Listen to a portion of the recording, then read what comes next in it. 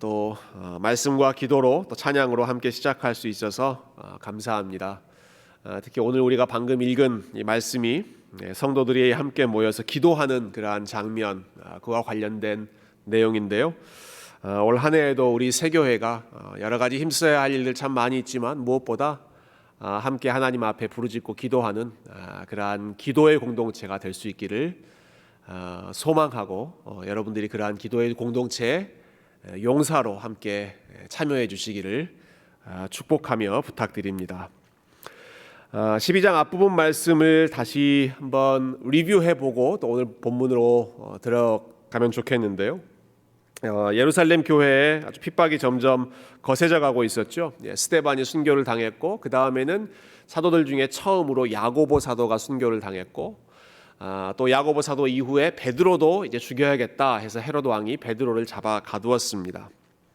아마 베드로는 순교를 각오하고 감옥에 들어가지 않았을까 생각합니다. 그렇지만 그 상황 절체절명에 본인의 생명이 순식간에 내일이면 한 주 사이에 없어질지도 모르는 상황인데도 불구하고 참 평안하게 세상 모르듯 어린아이처럼 그 감옥 안에서 자고 있었던 모습 저희가 지난 2주 전에 함께 살펴보았습니다. 그 감옥에서 하나님께서 천사를 보내셔서 이 베드로를 건져주셨죠. 베드로는 아마 생각하지도 못했던 일이었지만 천사가 자고 있던 베드로를 깨워서 옷을 입혀서 감옥 바깥으로 인도해 냈던 그러한 내용 저희가 지난 시간에 보았는데요. 그렇게 감옥에서 빠져나온 베드로가 어디로 향해 갔는지 오늘 본문에 나와 있죠. 여러분 베드로가 어디로 갔습니까? 베드로가 감옥에서 나와서 자기 집으로 가서 쉬러 가는 것이 아니라 오히려 기도하는 사람들이 모여 있는 곳으로 찾아갔습니다. 베드로는 나오자마자 알았던 것이죠. 지금 나를 위해서 기도하고 있는 사람들이 있다. 그리고 이 사람들이 이곳에서 기도하고 있을 것이다. 그리고 베드로가 사실 빠져나온 이 시간은 한밤중이지 않습니까? 그러나 그 사람들이 지금도 기도하고 있을 것이다. 어디서 기도하고 있는지 그리고 한밤중에도 계속 기도하고 있을 거라는 믿음이 베드로에게 있었습니다. 자, 그렇게 해서 간 곳이 12절에 나오죠. 12절 보시면 깨닫고 마가라 하는 요한의 어머니 마리아의 집에 가니 여러 사람이 거기에 모여 기도하고 있더라. 여러분 이 12절 안에 참 중요한 내용들이 많이 들어 있습니다. 여러분 먼저는 사람들이 그 시간에 기도하기 위해 모여 있었다라고 하는 부분입니다. 물론 지금 한밤중에 모여서 기도하고 있다 하는 것도 참 인상적인 일인데요. 그러니까 지금 이 예루살렘 교회가 어떤 상황이었는지 여러분 한번 생각해 보십시오. 어떤 상황입니까? 지금 핍박이 거세지고 있는 상황입니다. 야고보 잡혀가서 순교를 당했습니다. 그 다음에 베드로가 또 잡혀 들어갔습니다. 분명히 베드로도 순교 당할 것이다 라고 사람들이 생각했을 것입니다. 여러분 이런 상황에서는 교회라면 어떻게 처신하는 게 상식적인 일이겠습니까? 핍박이 밀려들고 있는 상황, 하나 둘 지금 잡혀가고 있는 상황에서 교회가 어떻게 해야 되겠습니까? 모이지 않고 숨어 있어야, 자기의 몸을 숨기고 있어야지 그게 상식적인 반응, 그게 참 인간적으로 봤을 때 지혜로운 반응이지 않겠습니까? 근데 이 사람들은 어떻게 하고 있습니까? 모여서 기도하고 있습니다. 모여서 기도하고 있습니다. 그 시간에 헤롯이 보낸 군대가 그곳을 덮치고 사람들을 잡아갈지도 모르는데 아마 헤롯의 정보력이라면 이 사람들이 지금 어디서 기도하고 있는지 뻔히 다 알고 있는 상황일 텐데 그런 것 아랑곳하지 않고 위태로운 상황임에도 불구하고 또 모여서 여전히 기도하고 있었습니다. 어떤 상황에서도 기도하는 일을 멈추지 않았던 모습. 교회도 사도를 위해서 기도하고 있고 사도였던 베드로도 우리 성도들이 여전히 기도하고 있을 것이다 의심하지 않고 감옥에서 나오자마자 바로 첫 번째로 찾아갔던 것이 기도하는 공동체의 모습이었죠. 설교 서두에도 말씀드렸지만 우리 새교회가 어떤 상황이든지 어떤 그 위태로운 상황이든지 얼마나 답답한 상황이든지 상관하지 않고 묵묵히 하나님 앞에 멈추지 않고 걸어가되 특별히 기도하는 일을 위하여 함께 계속해서 걸어가는 그러한 기도하는 공동체, 중보의 공동체가 되기를 주님의 이름으로 축원드립니다. 자, 이들이 모여 있는 곳이 어디였는지 방금 읽은 구절에 보면 마가라 하는 요한의 어머니 마리아의 집이다 이렇게 설명하고 있죠. 우리가 일반적으로 마가의 다락방이라고 불리는 그 집으로 베드로가 지금 찾아가고 있습니다. 사실 성경에는 마가의 다락방이라고 하는 표현은 정확하게 나오지 않습니다. 성경 검색하는 여러 프로그램들에 여러분 마가의 다락방 이렇게 쳐보시면 결과가 없습니다 이렇게 나옵니다. 오늘도 제가 한번 테스트 해봤는데요, 검색 결과가 없습니다. 마가의 다락방 이런 표현은 성경에 나오지 않습니다. 그러나 교회는 전통적으로 이 기도하는, 특별히 초대교회에 기도하는 장소를 마가의 다락방이라고 불렀습니다. 그렇게 불렀던 이유가 있는데요, 이런 복음서와 사도행전에 보면 이 다락방에서 중요한 일들이 많이 일어났죠. 먼저 예수님께서 잡히시기 전날 밤에 제자들과 함께 마지막 만찬을 하시고 최초의 성찬식을 거행하셨던 장소가 다락방이었습니다. 어떤 사람의 다락방이었죠. 근데 그 사건을 가장 먼저 기록한 사람이 마가입니다. 그래서 학자들은 그 장면에서 제자들을 안내해서 자기 집으로 데려갔던 그 사람이 마가였거나 아마 마가의 아버지였거나 그 마가의 패밀리였을 것이다 이렇게 추측하고 있고요. 그 이후에는 예수님께서 승천하신 다음에 또 제자들이 다락방에 모여 기도했다. 이것이 사도행전 시작하는 부분이었죠. 사도행전 1장에 보면 그들이 또 다락방에 모여서 기도했습니다. 근데 그때 모여서 다락방에서 기도했던 그 무리의 숫자가 몇 명 정도였습니까? 120명 정도였다고 기록되어 있죠. 유대인들에게 다락방은 오늘날 우리가 살고 있는 집의 제일 꼭대기 에릭이라고 불리는 창고 같은 그런 공간, 작은 공간 정도가 아니라 유대인들에게는 그 건축 구조가, 집 구조가 다락방에서 함께 모이는, 또 모여서 교제하는 그러한 일들이 굉장히 잘 이루어질 수 있도록 다락방이 꽤 평평하고 넓은 그런 공간이었다고 합니다. 오늘날로 말하자면 게스트룸이나 응접실의 역할을 하는 곳이 다락방이었는데, 여러분 그래도 아무리 그렇다고 쳐도 이 다락방에 한 120명 정도가 모여서 기도할 수 있었다라고 한다면 이 집의 사이즈가 어느 정도였는지 여러분 짐작하실 수 있으시겠죠. 어느 정도였겠습니까? 꽤 많은, 여러분 집에 제일 많은 숫자가 들어간 경우가 몇 명 정도 들어가 보셨습니까? 지금 이 마가의 다락방에는 120명이 들어가서 기도할 수 있는 공간이었다. 이 집이 굉장히 여유로운, 재력이 있는 그런 집이었다 하는 것을 우리가 알 수 있죠. 실제로 오늘 본문에도 보면 베드로가 지금 마가의 집에 도착해서 문을 두드립니다. 근데 문을 두드리는데 그리고 그 문소리를 듣고 한 여자아이가 와서 이제 베드로를 영접하죠. 근데 이 문이 굉장히 큰 문이었습니다. 제가 오늘 본 ESV 영어 성경에는 그 문을 두드렸다 했을 때 그 문을 Door of Gateway라고 번역했습니다. Door of Gateway. 그냥 일반 도어 정도가 아니라 Gateway라고 부를 수 있는 큰 문, 들어가는 큰 입구를 말하고 있는 것이고요. 유진 피터슨 목사님이 번역하신 이 메시지 바이블이라고 하는 곳에 보면 이 단어를 이렇게 번역했는데요. Door to the courtyard. 굉장히 인상적이지 않습니까?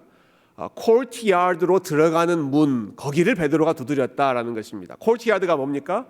아주 대저택의 안뜰, 메인 건물 안으로 들어가기 전에 있는 그 안뜰과 같은 곳이 이제 코르티야드라고 부르는데, 그 정도 사이즈가 되는 그 집이 이 마가의 집이었다 하는 것을 우리가 알 수 있습니다.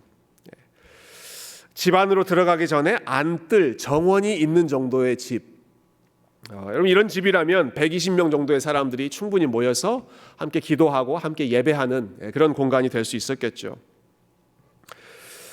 이런 사이즈의 다락방을 가진 집이 흔치 않았기 때문에 복음서나 사도행전에 언급되는 그 다락방이라고 하는 공간이 바로 오늘 본문에 나오는 이 마가의 집과 같은 공간이었을 것이다. 이렇게 충분히 우리가 추측할 수 있는 근거가 있는 것이죠. 바로 이 집에서, 마가의 집에서 하나님 나라의 일을 위한 여러 가지 일들이 일어났습니다. 최후의 만찬도 이곳에서 일어났고, 예수님이 승천하신 후에 제자들이 모여서 함께 기도하는 일도 이 다락방에서 일어났던 것으로 보이고, 그리고 오늘 본문에서는 베드로 잡혀갔던 그 사도를 위해서 성도들이 함께 모여서 간절히 기도하는 일 계속해서 진행되고 있습니다. 마가의 가정에 하나님께서 물질적인 복을 꽤 많이 주셨던 것 같아요. 큰, 당시의 기준으로만 보더라도 어마어마하게 큰 그러한 집을 주셨으니까요. 그러나 마가의 가족들이 이것을 그냥 본인들이 편하게 살고 먹고 하는 그러한 공간으로만 쓰는 것이 아니라 공동체를 위해서 열어놓고 하나님 나라의 복음 사역을 위해서 여러 가지 일에 쓰임 받을 수 있도록 그 집을 오픈했다 하는 부분이 참 인상적이죠. 여러분, 우리가 그 상황을 한번 생각해 본다면 사람들이 120명 가량 이렇게 모였다고 했을 때, 그리고 아마 정기적으로 이 집에서 가정교회 함께 예배하는 그런 모임들이 정기적으로 이루어졌을 텐데, 그렇다고 한다면 이 사람들이 그냥 모여서 기도만 하고 떠나거나 예배만 드리고 떠나지 않았을 것입니다. 사람들이 모였기 때문에 기도하고 함께 교제하고, 특별히 초대교회에서는 중요한 예배의 순서가 함께 떡을 떼는 것이지 않습니까? 그러면 이 마가의 가족들이 이 일들을 하기 위해서 얼마나 많은 수고를 하고 또 얼마나 많이 헌신했을까? 함께 만날 때마다, 모일 때마다 사람들을 대접하고 공궤하고 섬기기 위해서 집안 청소도 매주 해야 되고 음식도 준비해야 되고 여러 가지 손님들 맞이하는 그러한 일들을 하지 않았겠습니까? 그러나 그 번거로운 일들을 다 감수하면서까지 이 마가의 집은 사도들의 사역을 돕는 안식처였고, 사람들이 함께 모여서 하나님 앞에 부르짖는 기도하는 공간이었고, 또 여러 어려운 형편에 있는 사람들이 함께 모여서 사랑을 나누고 교제하는 그러한 친교의 공간이 마가의 집이었다라고 하는 것. 하나님께서 주신 물질을 가지고 열심히 하나님 나라를 위해 사용했던 이 마가와 그의 가족들의 모습을 통해서 우리도 하나님께서 우리에게 주신 여러 가지 물질과 집과 건강과 또 우리에게 허락하신 것들을 가지고 하나님 나라를 위해서 마음껏 사용하고 또 교회를 위해, 성도들을 위하여 섬기는 일에 저와 여러분이 마음껏 하나님 앞에 드릴 수 있는 그러한 믿음의 삶, 하나님께서 그와 같은 물질의 복과 믿음의 복을 겸하여 주시기를 주님의 이름으로 축복드립니다. 흥미로운 점 한 가지를 우리가 더 볼 수 있습니다. 이 12절에 보면 이 집을 가리켜서요, 단순히 마가의 집이라고 부르지 않고 뭐라고 부르나요? 마가라 하는 요한의 어머니 마리아의 집이었다, 이렇게 부르고 있습니다.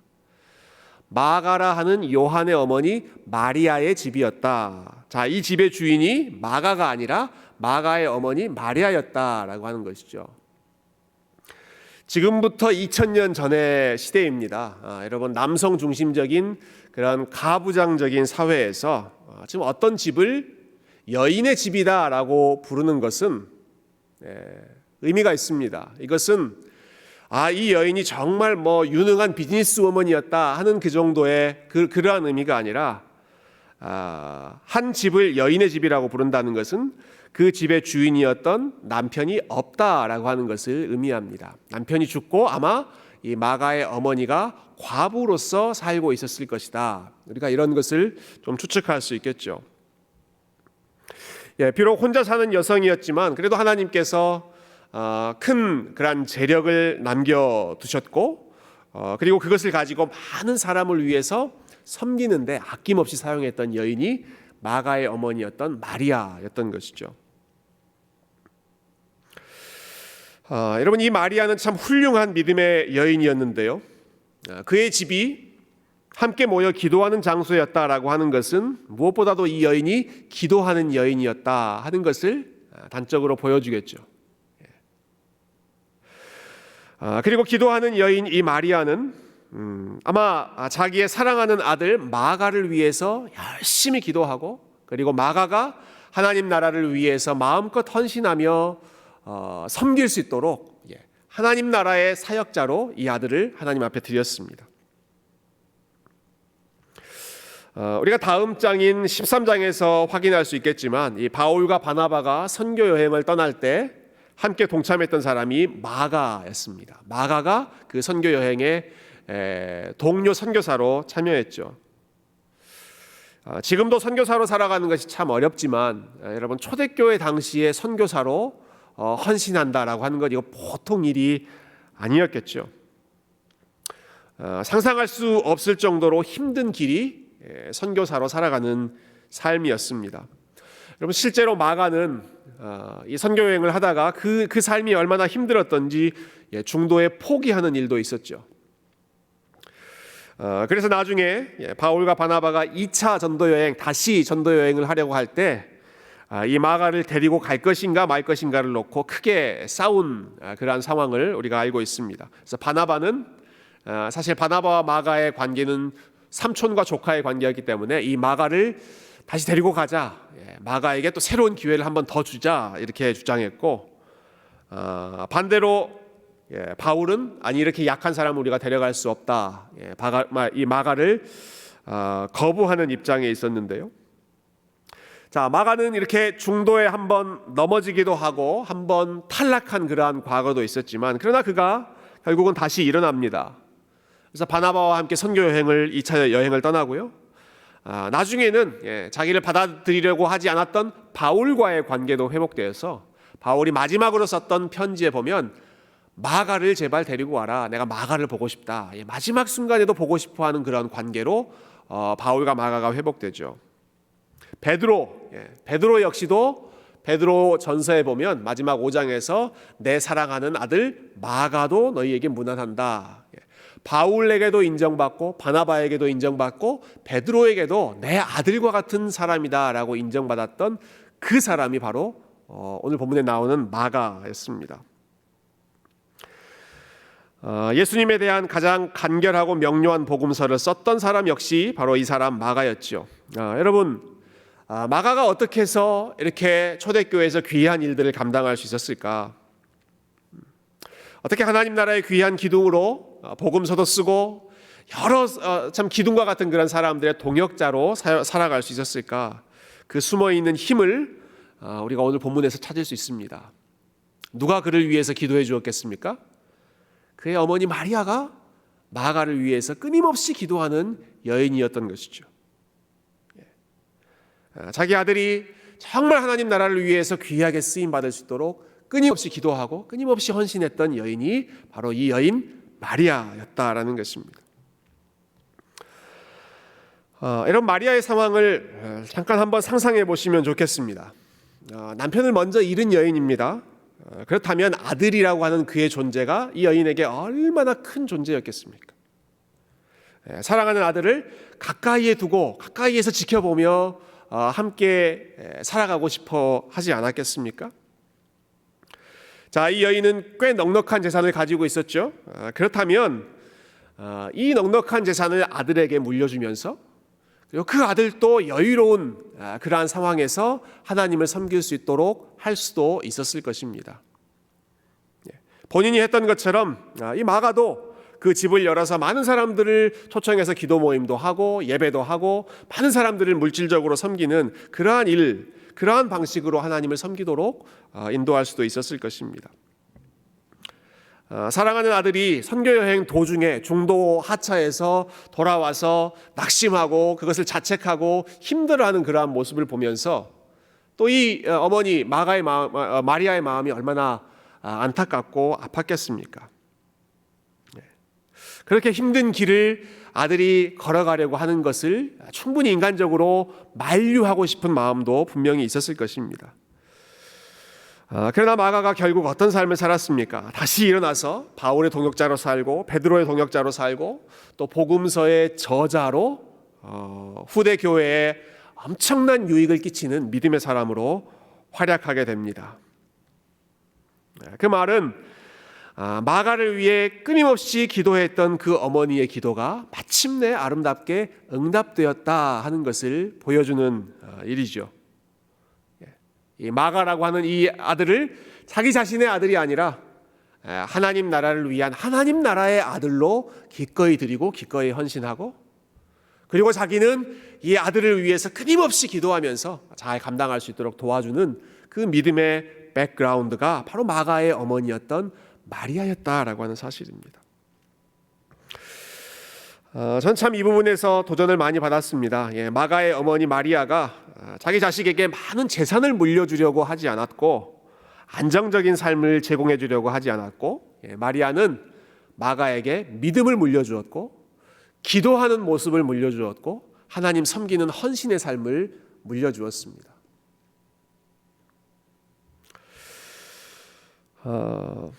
저는 이 마리아와 또 마가의 모습을 보면서 이런 생각을 했습니다. 부모의 기도를 받고 성장하는 자녀는 결코 잘못되지 않는다. 부모가 끊임없이 기도하는 그 자녀, 마가와 같이 기도하는 어머니를 배경으로 두고 있는 그 자녀는 결코 잘못될 수 없고, 물론 중간에 흔들리는 경우가 있었습니다. 마가도 중간에 낙심하는 경우가 있었고, 선도여행 갔다가 도중에 하차하는 일이 있었고, 바울로부터 쟤는 절대 안 돼, 쟤는 데려가면 안 돼, 이러한 평가를 받을 정도로 낙심하는 경우가 있었지만, 끊임없이 그를 위해서 기도하는 어머니가 있었을 때 마가의 삶이 결국 어떻게 하나님을 영화롭게 했는가, 그를 통하여 일어났던 놀라운 일들, 우리가 말로 다 할 수가 없겠죠. 무엇이 마가를 이러한 사람으로 만들 수 있었는가? 결국 기도하는 어머니의 힘, 기도하는 어머니의 그 배경이 마가를 마가 되게 할 수 있었다는 사실. 여러분, 기도하는 어머니는 자녀에게 있어서 최고의 재산인 줄 믿습니다. 우리 이상칠 집사님이 기도 아버지가 아멘 하시네요. 여러분, 기도하는 어머니, 물론 기도하는 아버지도 최고의 재산이지만 기도하는 어머니야말로 자녀들이 힘들 때마다 엄마 나를 위해서 좀 기도해 주세요 라고 허심탄회하게 말할 수 있는 그러한 어머니를 둔 자녀들은 절대로 잘못될 수 없습니다. 그의 삶을 위해서 참 끊임없이 헌신했던 그 어머니의 기도를 하나님께서 결코 무시하지 않으실 것입니다. 바라기는 이곳에도 우리 여러 어머님들이 계시지만, 또 가정에서 또 함께 예배드리는 우리 많은 어머니들이, 또한 많은 아버지들이 오늘 마가의 든든한 기도의 배경이 되었던 마가의 부모, 마가의 어머니와 같이 우리의 자녀들을 하나님 앞에 하나님을 위한 믿음의 사람들로 헌신할 수 있는, 그 아이들을 위하여 계속해서 기도의 든든한 배경이 되어주는 그러한 부모, 그러한 어머니, 그러한 아버지들 다 되시기를 주님의 이름으로 축원드립니다. 마지막으로 오늘 본문 뒷부분에 있는 내용들 잠깐 한번 생각해보고 말씀 마치셨으면 좋겠는데요. 자, 이렇게 기도하고 있는 사람들 앞에 베드로가 나타나죠. 근데 사람들이 그 사실을 믿지 못했습니다. 아주 유명한 장면이죠. 베드로가 똑똑똑 문을 두드리니까 사람들은 나가지 않고 그 소리를 제일 먼저 들었던 로데라고 하는 소녀가 다가가서, 근데 들어보니까 베드로의 목소리거든요. 그러니까 문을 열기 전에 안에서 기도하고 있는 사람들에게 쪼르르 달려가서 밖에 사도 베드로 선생님이 와 있습니다, 이렇게 알리죠. 그때 사람들이 뭐라고 반응했습니까? Are you crazy? 그랬습니다. 네가 지금 미쳤구나. 어떻게 감옥에 갇혀 있는 그 베드로가 지금 우리 앞에 다시 돌아올 수 있겠느냐? 네가 미쳤다라고 말했습니다. 자, 베드로를 위해서 간절히 기도하고 있는데 베드로가 풀려났다라고 하는 이 사실을 믿지 못하고 있는 사람들의 모습이 오늘 본문에 나와 있는 마지막 반응인데요. 이 사람들이 왜 믿지 못했을까? 이 사람들의 그 마음이 어떤 상태였을까? 두 가지로 우리가 해석할 수 있습니다. 먼저는요, 일반적인 해석, 우리가 전통적으로 굉장히 익숙한 해석이 있습니다. 그것은 지금 이 사람들 기도하고 있으면서도 믿음이 없는 사람들이었다라고 우리가 보죠. 그들이 베드로를 위해서 기도하고 베드로가 풀려나기를 위해서 기도했다면 하나님께서 풀어주시기를 믿고 기다려야 됐는데, 기도는 그렇게 하면서 정작 기도의 응답은 믿지 않았다, 이렇게 보는 것이 전통적인 일반적인 해석입니다. 그리고 이렇게 해석하는 이유는 12장 앞부분에 12장 5절에 그 기록이 나오죠. 교회는 그를 위하여 간절히 기도했다라고 하는 부분이 나오는데, 그를 위하여 기도했다라고 했을 때 그를 위하여서 기도했다면 뭘 위해서 기도했겠는가? 베드로가 살아서 건강하게 풀려 나오기를 위해서 기도했을 것이다 라고 우리가 전제하고 있기 때문에 이 사람들이 그러한 기도를 하면서도 베드로가 풀려나기를 믿지 않고 기대하지 않았다, 이렇게 일반적으로 우리가 해석을 하는 것이죠. 그게 이제 첫 번째 해석이고요.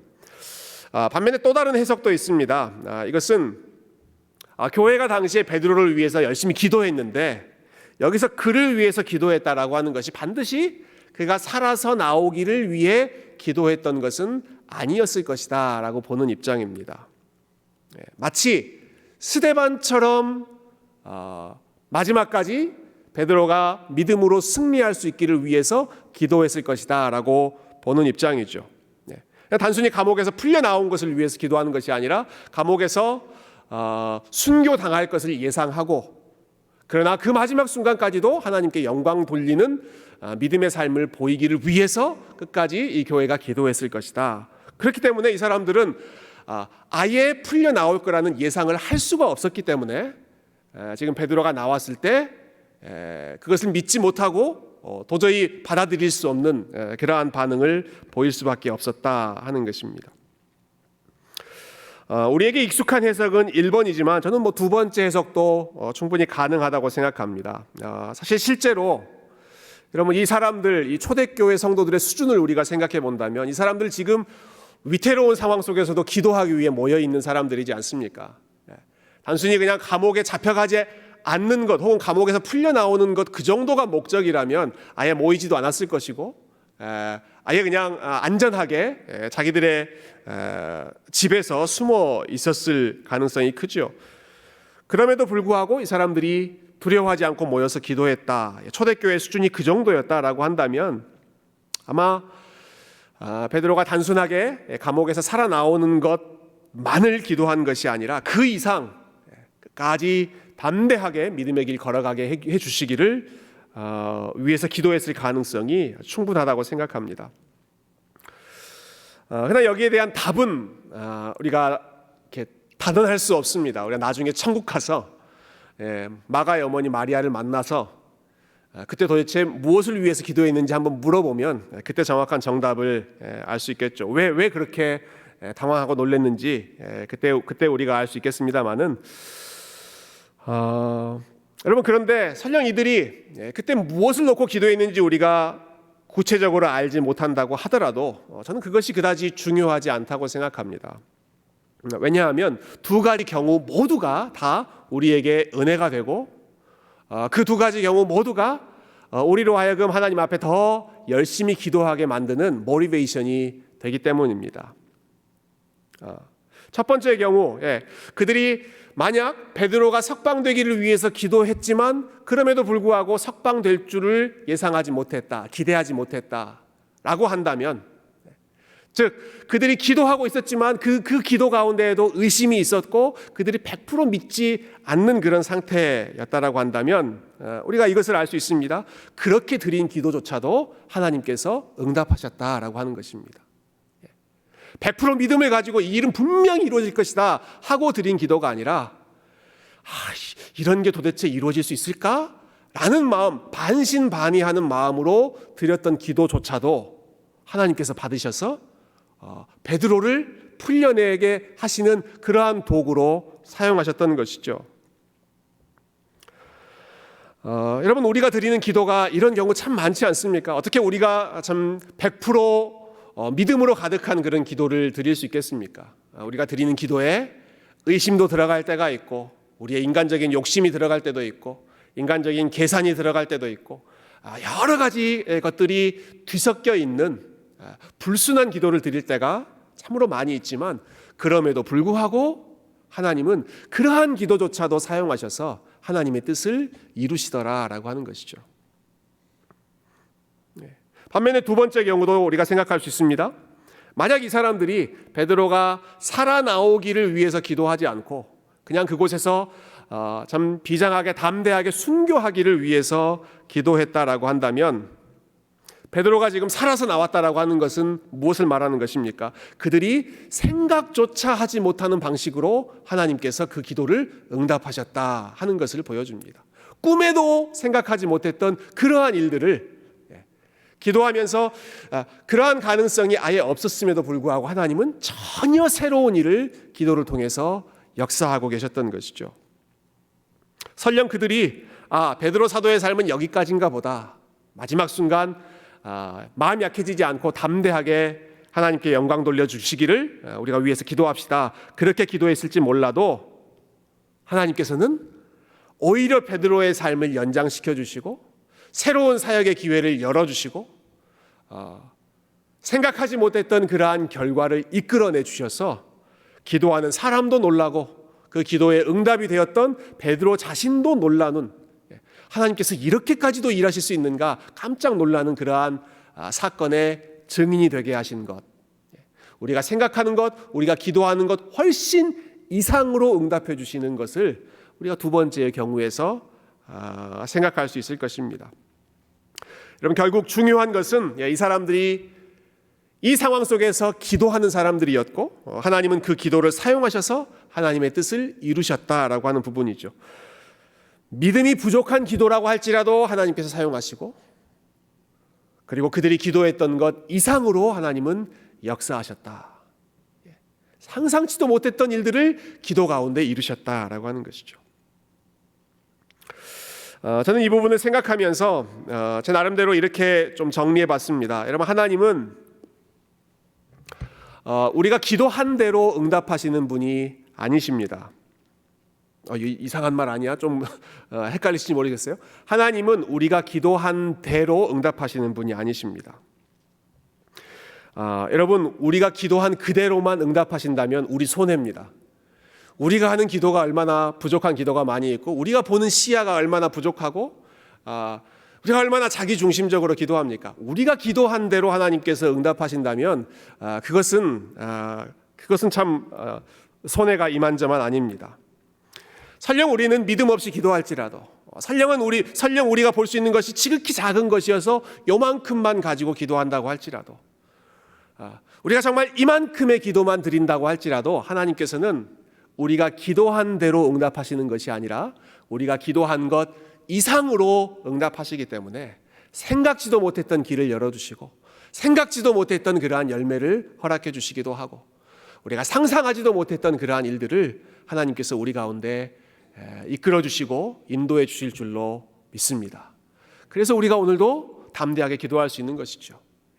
부족한 기도도 하나님께서 응답하시고, 우리가 하나님 앞에 올려드린 것보다 훨씬 더 뻥튀기 해주셔서, 그것을 훨씬 더 부풀려 주셔서 하나님의 뜻을 아름답게 이루는 일에 도구로 사용해 주시기 때문에 여러분, 오늘도 이 놀라우신 그 하나님의 방법, 부족한 자들의 기도를 사용하셔서 마음껏 역사하시는 이 하나님의 섭리를 신뢰하시는 마음으로 기도의 자리에 나아가시고 담대한 마음으로 하나님 앞에 부르짖으시고, 우리의 기도가 결코 땅에 떨어지지 않고, 특별히 여러분의 자녀를 위한, 마가를 위하여 기도했던 그러한 기도의 제목들이 결코 땅에 떨어지지 않고 아름다운 열매로 맺혔던 것을 기억하고 오늘도 힘있게 주님 앞에 함께 기도하는 저와 여러분 되시기를 주님의 이름으로 축원드립니다. 함께 기도하겠습니다.